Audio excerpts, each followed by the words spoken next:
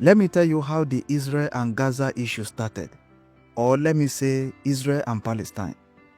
This fight started long ago, more than 100 years ago, and it all began because two groups of people wanted the same land. But what happened? Sit back, relax, let me gist you. A long time ago, the land we now call Israel and Palestine was under the Ottoman Empire. Palestine Arabs, Muslims, and Christians lived in this area. It was their home. But far away in Europe, Jewish people were suffering. They faced hate, violence, and killings.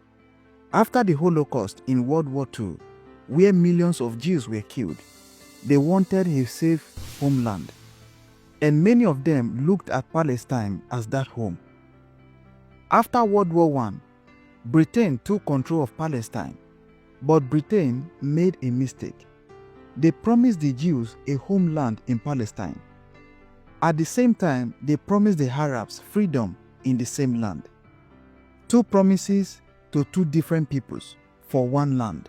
That was the beginning of trouble. By 1947, the United Nations came with a plan. They said, let us divide the land into two parts. One part will be for the Jews, which is the Israel.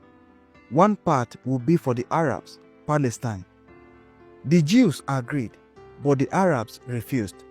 They said, this is our land. Why should we share it?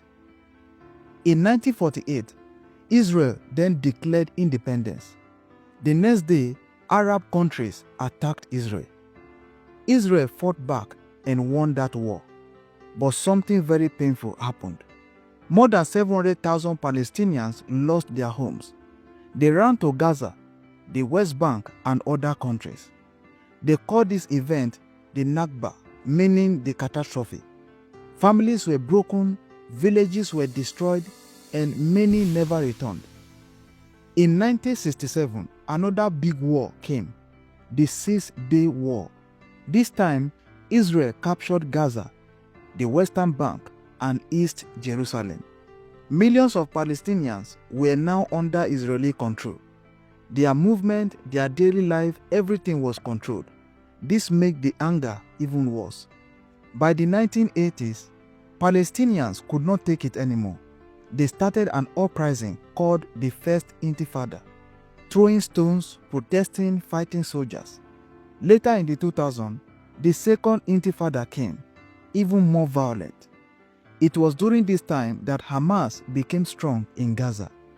Hamas chose to fight Israel with rockets and attacks. In the West Bank, the Palestinian Authority chose negotiations.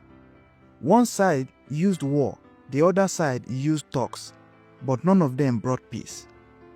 In the 1990s, there was hope. The Oslo Peace Accords tried to create two states, Israel and Palestine. For a short time, people believed peace was possible, but soon it collapsed. Israel kept building settlements in Palestinian land. Palestinians continued with bombings and rocket attacks. Wars and checkpoints divided families. Peace became a dream that never came true. Now, many years later, the conflict is still strong.